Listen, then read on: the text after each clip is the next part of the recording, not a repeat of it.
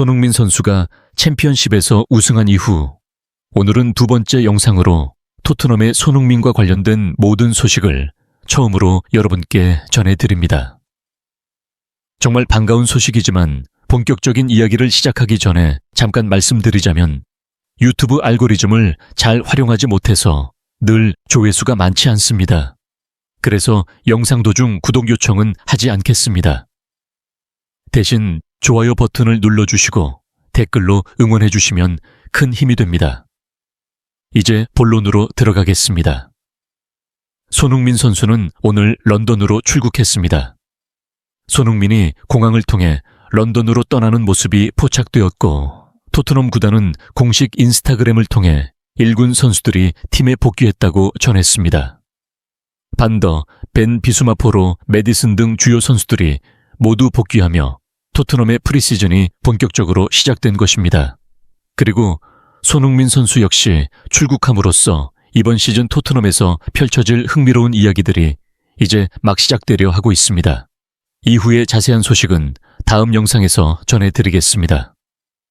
토트넘의 이적 시장이 정말 미칠 듯이 돌아가고 있습니다. 먼저 토트넘이 쿠두스 영입을 확정했다고 할 수 있지만 토트넘의 이적 시장은 여기서 끝나지 않습니다. 토트넘이 1억 원대 스트라이커를 또 찾고 있다는 소식과 함께 이번 시즌 이적 시장에 대한 기대감이 정말 폭발하고 있으니 그 소식부터 시작해 보겠습니다. 토트넘이 이번 이적 시장에서 미칠 듯이 돌아가고 있다는 소식은 BBC와 스카이 스포츠를 통해 보도되었습니다. BBC가 무슨 말을 하는지 살펴보겠습니다. 토트넘은 공격진 강화를 위해 브렌트포드의 와이스 영입을 검토하고 있습니다. 지난 시즌 토트넘의 60악골보다 더 많은 프리미어리그 골을 넣은 팀이 6개나 있었는데 이는 토트넘의 가장 큰 문제가 아니라는 것을 시사합니다. 그러나 위스가 토트넘보다 더 많은 골을 넣은 팀 중 하나에서 중요한 역할을 했다는 점을 고려하면 위스의 이적은 흥미로울 수 있습니다. 위사는 지난 시즌 프리미어리그에서 19골 4도움을 기록하며 토트넘의 주전 공격수 솔란 9골 3도움을 크게 앞지르고 있습니다. 그러나 솔란은 700분 적게 뛰면서 3도움을 기록했습니다. 위사의 슈팅 성공률은 솔란보다 각각 15%, 21%로 첫 시즌을 맞은 토마스 프랭크에게 큰 도움이 될 수 있는 뛰어난 마무리 능력을 보여줍니다. 마무리 능력만으로는 부족할 수도 있지만 위사는 치열한 경쟁을 펼칩니다. 위사는 지난 시즌 81번의 볼 소유를 기록했는데 이는 솔란케의 38번보다 많은 수치입니다. 따라서 토트넘이 프랭크에게 페널티를 받고 있다고 할 수 있습니다. BBC는 위사가 관심을 받고 있다고 보도했습니다. 그러자 같은 시각 스카이 스포츠 역시 위사가 관심을 받고 있다고 보도했습니다. 토트넘이 위사를 노리고 있다는 것입니다. 토트넘 브래포드 스트라이커에 여전히 관심. 이번 시즌 위사 영입에 열정 보여라는 제목의 기사였습니다. 간단히 요약하자면 토트넘은 올여름 브렌트포드에서 요한 위사 영입에 여전히 관심을 보이고 있습니다. 콩고 출신 스트라이커 위사는 1월 토트넘의 관심을 끌었고 그 관심은 올해 내내 이어졌습니다. 브렌트포드도 이 사실을 알고 있지만 아직 양측 간의 접촉은 없었습니다. 다만 토트넘은 잠재적인 거래 조건을 검토하고 있는 것으로 알려졌습니다. 브렌트포드가 위사와 맨유의 타겟인 은베모를 서둘러 영입할 가능성은 낮습니다. 스카이 스포츠는 토트넘이나 다른 클럽이 위사를 영입한다면 맨유가 은베모를 영입하는 것은 점점 더 어려워질 것이고 토트넘이 지금 위사를 빨리 영입한다면 맨유는 은베모를 영입할 수 없게 될 것이라고 보도했습니다. 그리고 스카이 스포츠는 맨유에 대해 언급했습니다. 맨유는 미국 투어를 앞두고 베모 영입을 확정하기를 희망하고 있으며 지금은 확정되기를 바란다고 말하고 있지만 이제 확정된 것은 아니다라고 덧붙였습니다. 따라서 베모 유나이티드의 현재 상황을 설명하자면 맨유는 브랜든 포드가 이끄는 베모가 미국 프리시즌 투어에 참가할 수 있도록 계약에 합의할 수 있을 것으로 예상됩니다. 맨체스터 유나이티드는 7월 26일 미국에서 열리는 웨스트햄과의 경기로 미국 투어를 시작합니다.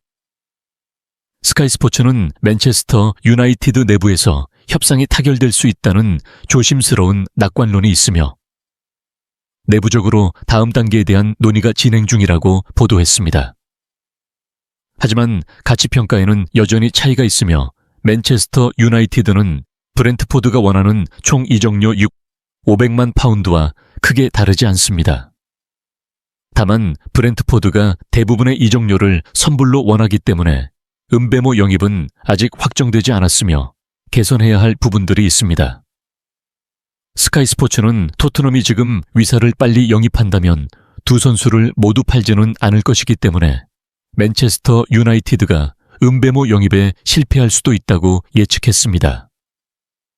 와, 이적 시장이 이렇게 얽혀 있다는 게 꽤 흥미롭네요. 토트넘이 위사를 영입할 경우에 효과를 통계를 통해 간략하게 설명하겠습니다. 먼저 위사는 180cm입니다. 솔라는 187cm입니다. 지난 시즌 위사는 프랭크 감독 밑에서 35경기에 출장해 리그에서 19골 4도움을 기록했습니다. 반면 솔랑키는 27경기에 출장해 9골 3도움을 기록했습니다. 이제 엔젤 감독은 존슨을 밀어내기 위해 솔랑키를 압박하고 회복하며 희생시켰지만 지난 시즌의 단계를 보더라도 위사가 솔랑키보다 2배나 많은 골을 넣었음을 알 수 있습니다. 이것이 위사의 골 분포입니다. 위사는 박스 안에서 다양한 방식으로 골을 넣었습니다. 이제 그를 솔랑키와 비교해보면 솔랑키도 박스 안에서 골을 넣었는데 이는 프랭크 감독이 지난 시즌 위사를 기용해 박스 안에서 19골을 넣었다는 것을 보여주며 위사를 스트라이커로 확실히 기용하고 있음을 확인시켜줍니다. 그러면 두 선수의 스트레스를 비교해 보겠습니다. 먼저 위사는 지난 시즌 약 80%의 패스 성공률을 기록했고 28번의 기회를 만들었습니다. 반면 솔랑키는 무엇을 보여줬을까요? 우선 그의 패스 성공률은 지난 시즌 71%에 불과했습니다. 위사보다 낮고 14개의 찬스만 만들어냈다. 그래서 솔랑키가 지난 시즌 안제 감독 밑에서 제대로 된 전투 지원을 받지 못했다 하더라도 위사가 지난 시즌 솔랑키보다 더 잘했다는 것은 사실이다. 위사가 위사보다 2배나 많은 골을 넣었다고 할 수 있고 스카이스포츠 BBC가 보도한 대로 토트넘은 위사를 영입할 것이다. 그렇게 된다면 토트넘은 위사 솔란의 최전방 공격수들을 위한 끝없는 경쟁 시스템을 구성해야 할 것이고 시리송이 지난 시즌 부상을 당한 이후 이 시스템은 구성되지 않았고 솔랑키는 괴롭힘을 당했다. 토트넘은 이번 시즌 리그 챔피언스 리그, 카라바오컵 FA컵을 모두 치러야 하므로 이제 더블 스쿼드가 구성될 것이라고 말할 수 있다. 그리고 슬픈 소식도 있는데 시리송은 이번 시즌에는 떠나지 않겠다고 말했다. 떠나지 않겠다고 설명했지만 이는 모두 루머다. 위사가 영입된다면 시리송의 입지는 더욱 떨어질 것이다. 위사가 그렇게 영입된다면 토트넘에 어떤 영향을 미칠지 알 수 있고 위사가 더 많은 기회를 얻게 되면서 손흥민이 골을 넣을 가능성도 높아질 것입니다. 이렇게 설명드렸고 손흥민이 쫓기던 당시의 모습과 언제 토트넘 런던으로 돌아올지 예측해 보겠습니다. 음악. 여러분이 잠든 사이에 토트넘이 이제 1군으로 복귀합니다. 먼저 반 더 벤은 푹 쉬고 있으며 복귀하면서 건강한 모습을 보여주고 있습니다. 그리고 비수마도 건강한 모습 보이고 있습니다. 이승마도 복귀합니다. 그리고 포로도 선글라스를 끼고 복귀하는 모습이 공개되었는데 포로는 오래전에 복귀했지만 이렇게 잡혔습니다. 그리고 메디슨도 복귀하는 모습이 공개되면서 토트넘은 완전체로 거듭나기 직전이었습니다. 이제 캡틴 손흥민만 남았다고 할 수 있겠습니다.